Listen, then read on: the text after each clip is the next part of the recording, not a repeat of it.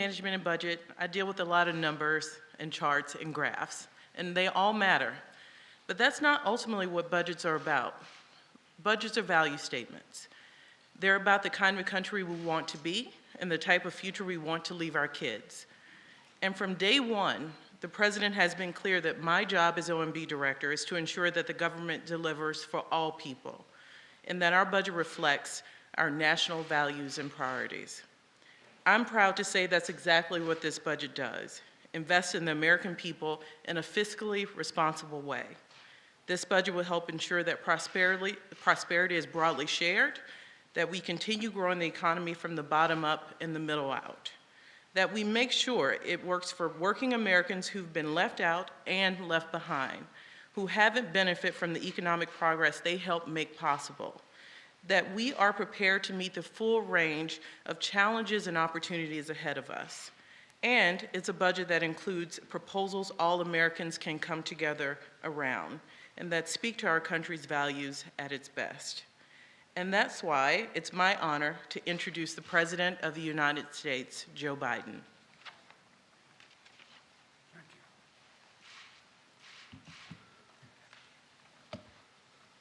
Well, good afternoon, folks. It's been a busy couple days for all of you. Let me begin by thanking Director Young. You know, you've heard me say this before over the years. My dad had an expression. He said, "Don't tell me what you value. Show me your budget. I'll tell you what you value. Don't tell me what you value. Show me your budget, and I'll tell you what you value." Well, the budget I'm releasing today sends a clear message to the American people that what we value. First, fiscal responsibility. Second, safety and security. And thirdly, the investments needed to build a better America.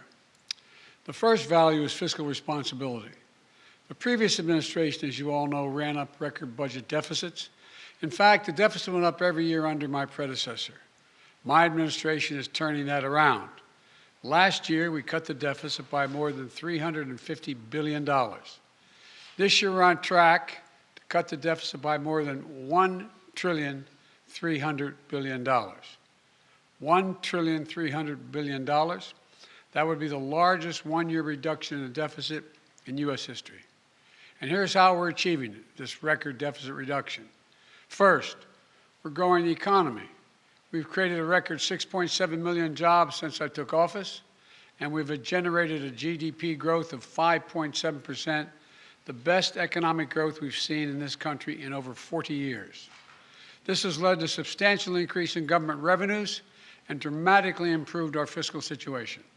Secondly, this record economic and job growth has made it possible for us to responsibly and significantly cut back on emergency spending. Earlier in the pandemic, it was right to give people help to make ends meet and to keep this economy going. But because of the progress we've made dealing with these emergencies, the labor market is strong and unemployment claims are at historic lows. We ended the pandemic unemployment assistance programs because Americans are back to work. I'm calling for new pandemic subsidies for large businesses to not continue those because those businesses are back and moving again as well. But because we have to put this economy in a strong foundation, even the Delta and Omicron variants of COVID-19 and the cost of Putin's aggression in Ukraine have not required an additional fiscal package for state and local governments. But we still spend what we need to spend to continue to fight COVID. But those expenditures will be dramatically less than last year. Compared to 2020, we're reducing the size of the deficit relative to our economy by almost 2/3, reducing inflationary pressures, and making real headway cleaning up the fiscal mess I inherited. After my predecessor's fiscal mismanagement, we were reducing the Trump deficits and returning our fiscal house to order. Now, the budget I'm releasing today will continue this approach. It makes prudent investments in economic growth and more equitable economy while making sure corporations and the very wealthy pay their fair share. And I would add, Nobody making less than $400,000 a year will pay a penny more in federal taxes. We can do this by, one, passing legislation that lowers costs for families on things like child care, health care, and energy costs, while lowering our deficit at the same time. We can give hardworking parents raising children tax relief that gives them just a little bit of breathing room and lowers child poverty. We can give Medicare the power to negotiate lower prescription drug prices. This will bring down the cost for seniors and reduce the deficit by hundreds of billions of dollars. Congress can do this all right now. They're debating it now. We can also restore fiscal responsibility. The Trump tax cuts added $2 trillion in deficit spending and largely helped the rich and the largest corporations.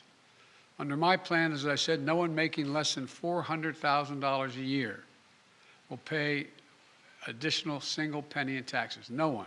If you don't make 400 grand, you're not going to pay a single penny in additional federal taxes. And the wealthy and corporations will finally begin to pay their fair share. For most Americans, the last few years were very hard, stretching them to the breaking point. But billionaires and large corporations got richer than ever. Right now, billionaires pay an average rate of 8% on their total income. 8%, that's the average they pay. Now, I'm a capitalist, but if you can make $1 billion, great. Just pay your fair share. Pay a little bit. A firefighter and a teacher pay more than double the tax rate that a billionaire pays. That's not right. That's not fair. And my budget contains a billionaire minimum tax because of that. A 20% minimum tax that applies only to the top 1/100th of 1%. 1/100th of 1% of the Americans will pay this tax. The billionaire minimum tax is fair, and it raises $360 billion that can be used to lower costs for families and cut the deficit. As I said, my budget also ensures the corporations pay their fair share. In 2020, there were 50 Fortune 500 companies that made $40 billion in profit combined, but didn't pay a single solitary cent in federal taxes. My budget raises the corporate tax rate to 28%, far lower than the rate it was between World War II and 2017 when it was lowered as of today. Last year, I rallied more than 100, some of you were overseas with me, 130 countries to agree to a global minimum tax for corporations doing business in their countries, to put an end to a tax system that rewards multinational corporations for shipping the jobs and profits overseas and avoiding taxes at home. It's my hope that Congress enacts this law this year so I can sign it and we can get to work. The second value my budget reflects is security. Security at home and security abroad. My budget tackles security in two key ways. First, it secures our communities at home. This is an issue families in every part of the country face. I've said it before. The answer is not to defund our police departments. It's to fund our police and give them all the tools they need, training and foundation and partners and protectors that our communities need. The budget puts more police on the street for community policing, so they get to know the community they're policing, allows the Bureau of Alcohol, Tobacco, and Firearms and the FBI to hire the agents they need to help fight gun crime and other violent crimes in our communities, and funds body cameras and make sure police work with our local communities and are accountable to these communities. It funds crime prevention and community violence intervention, drug treatment, mental health, criminal justice reform, and reentry for people coming home after incarceration. All demonstrable ways to reduce crime and proven ways. Security also means national and international security.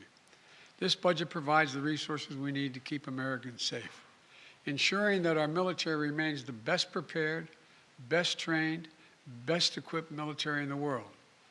This budget also provides additional funding to forcefully respond to Putin's aggression against Ukraine and its economic, humanitarian, and security consequences. The world has changed. In addition to dealing with terrorist organizations, for the second quarter of the 21st century, we're once again facing increased competition from other nation states, China and Russia, which are going to require investments to make things like space and cyber and other advanced capabilities, including hypersonics.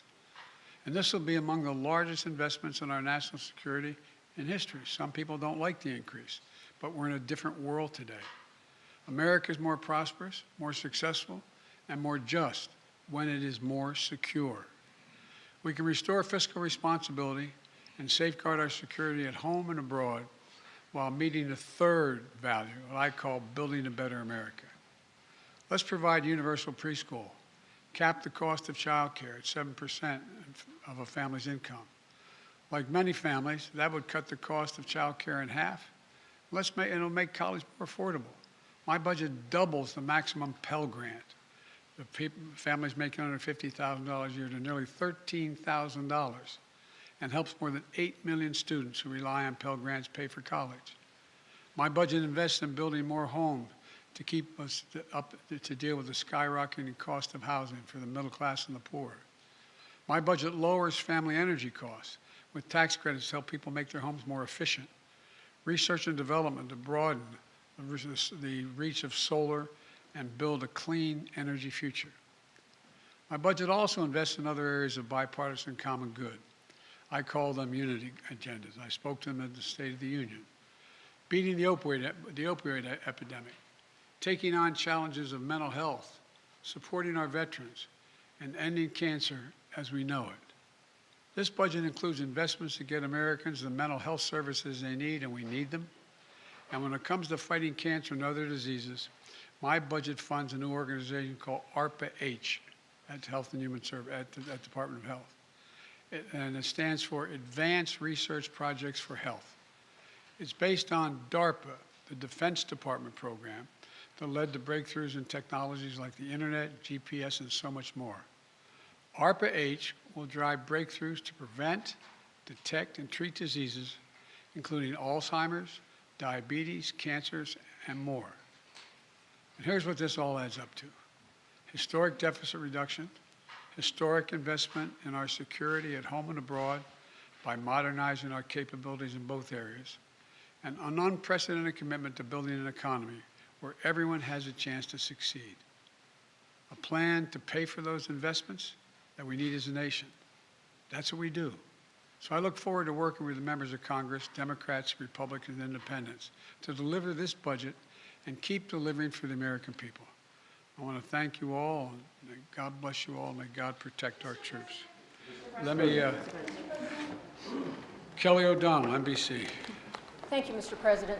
Do you believe what you said? Thank you, sir.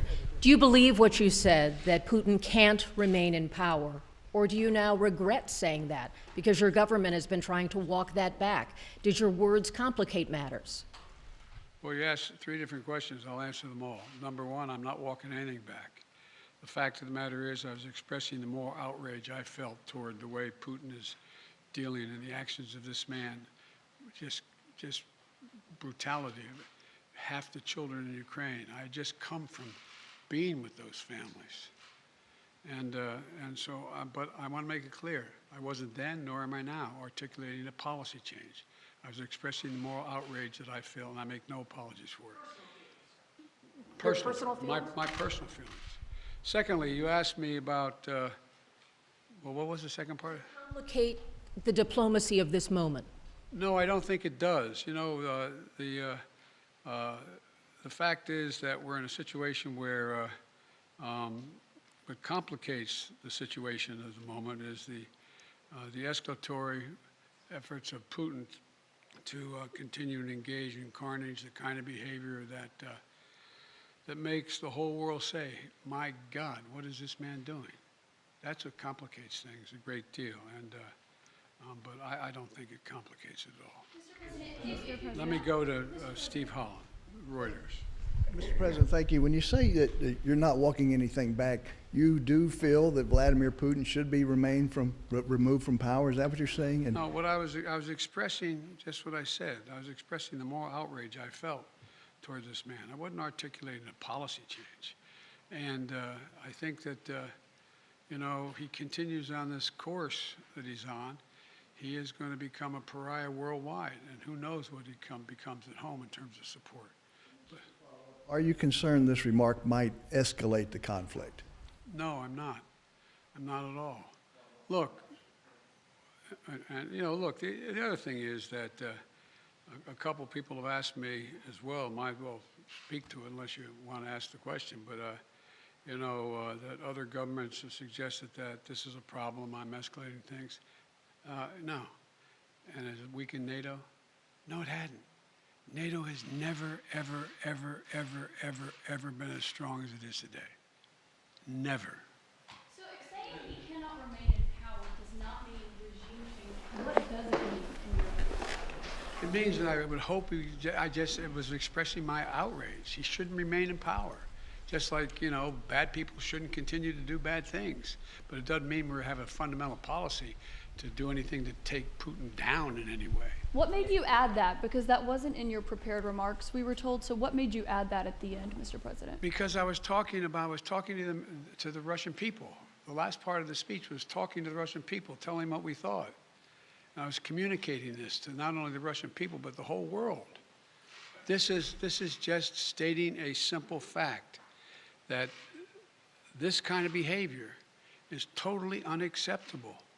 Totally unacceptable. And the way to deal with it is to strengthen and keep NATO completely united and help Ukraine where we can. Cleve, you had a question. Where is he? Thanks, Mr. President. On your budget, you've said repeatedly at the State of the Union that you're not for defunding the police. I do wonder how much emphasis you think should be put on alternative forms of crime prevention, not just defunding the police, but you know, crime reduction in communities. Oh, a significant amount. I've laid that out in detail in the budget. For example, we do know that intervention programs work. We do know that what police need, they need psychologists in the department as much as they need extra rifles. They need people who are in the department who can deal with the crisis that the police are going through as well, dealing with their crises, dealing with their mental state and how they're handling things. They need social workers engaged with them. I lay it all out. And it all works. If you see these community intervention programs, they work. They actually reduce crime. They significantly reduce crime. So that's a big piece of it. Just a follow-up. Is any of it related to political pressure from Republicans saying that Democrats are soft on crime, that you guys are careening to the left? Isn't it kind of fascinating? When I first got elected, I was being beat up because I supported the police too much for the previous 30 years. No, that's what I think. Ozma.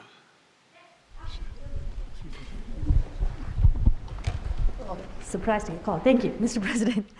Are you willing to try to meet with Vladimir Putin? And I have a quick follow-up to that. When you last met with him face-to-face in Geneva, you had described that as a productive conversation. You said that he did not want a Cold War.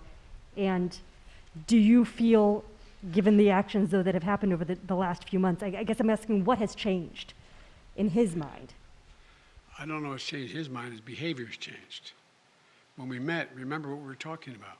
We were talking about setting up a strategic dialogue and talking about the relationship of NATO and Russia and facing off in the regions and how we could have more transparency and all the rest.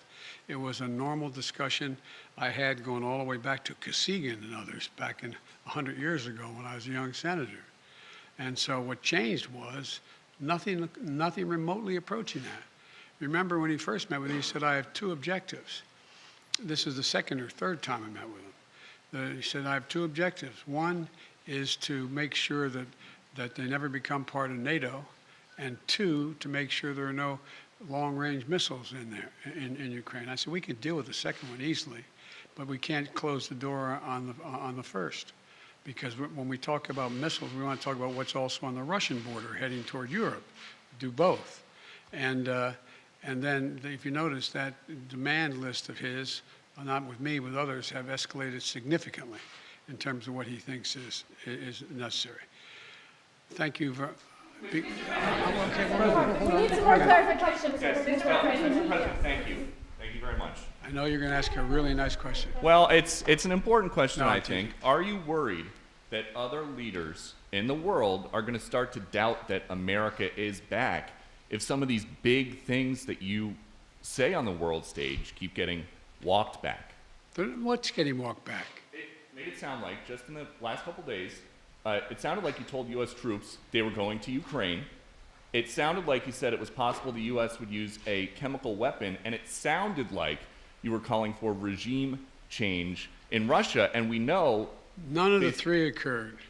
None of the three occurred? None of the three. Mr. President? You interpret the language that way. I was talking to the troops. We're talking about helping train the troops that are the Ukrainian troops that are in Poland. That's what the context. I sat there with those guys for a couple hours. That's what we talked about.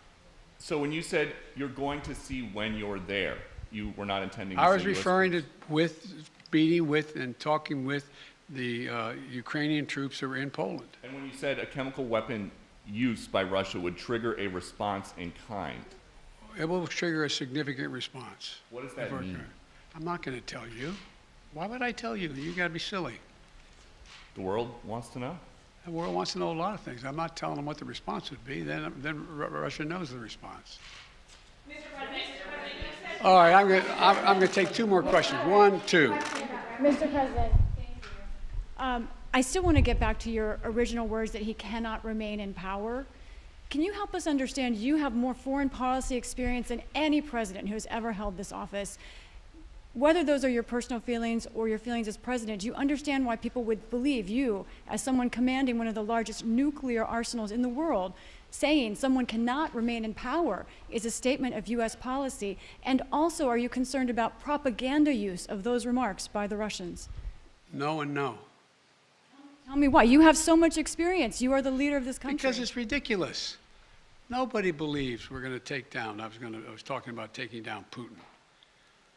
Nobody believes that. Number one. Number two, what have I been talking about since this all began? The only war that's worse than one intended is one that's unintended. The last thing I want to do is engage in a land war or a nuclear war with Russia. That's not part of it.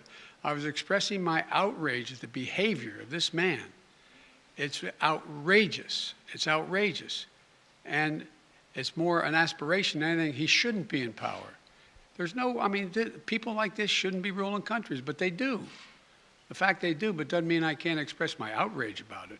Last question. President, thank you. You've said that you're confident that your comment won't undermine diplomatic efforts, but just to be clear, are you confident that Vladimir Putin sees it that way, that he will not use this as an escalatory... I don't care what he thinks. Look, here's the deal. He's going to do what he's going to do. Putin, look... But you're not concerned that he may see your language and view that as a sign of a reason for escalation, use that as an excuse to escalate, given his recent behavior? Given his recent behavior, you should, excuse me, I shouldn't say that to you. Given his recent behavior, people should understand that he is going to do what he thinks he should do, period. He's not affected by anybody else, including, unfortunately, apparently his own advisors. This is a guy who goes to the beat of his own drummer. And the idea that he is going to do something outrageous because I called him for what he was and what he's doing, I think is just not rational. You didn't say whether you'd meet him again. Would you meet with President Putin ever again? It depends. No, it's not a question of the question is there something to meet on that would justify him being able to end this war and be able to rebuild Ukraine? That's the issue. Can you just say yes or no, Mr. President, whether or not you would be willing to meet with President Putin It again? depends on what he wants to talk about. Thank you. Okay, last question. What if he wanted to talk about negotiations? Now, what if he Hello, wanted to... you said Supreme Court. Now, don't play that. Well, you can't leave that hanging. You're Just real quick, two matters on the Supreme Court. While you were away, there were reports about the wife of Justice Thomas and texts that she had with former White House Chief of Staff Mark Meadows. Should Justice Thomas recuse himself from any cases involving the January 6th insurrection or former President Trump at this point? I leave that to two entities. Okay, go ahead. Oh, go ahead. Ask the second question. No, two entities. Go ahead. Sorry. One, the January 6th committee, and two, the Justice Department. That's their judgment, not mine to make. So, on Justice Thomas recusing, you don't think he should, or? I said that. I told you, those things get into legal issues. that in fact I told you I would not tell the Justice Department what position to take or not take. And I'm not going to instruct the Congress either. And did you get any chance to watch much of the Judiciary Committee I hearings didn't get a last chance week? to see any of it, unfortunately. The fact that Republicans were questioning Judge Jackson on matters like former sentences related to child pornography cases or the definition of a woman, does that, as the former chairman of the Judiciary Committee, make sense to you?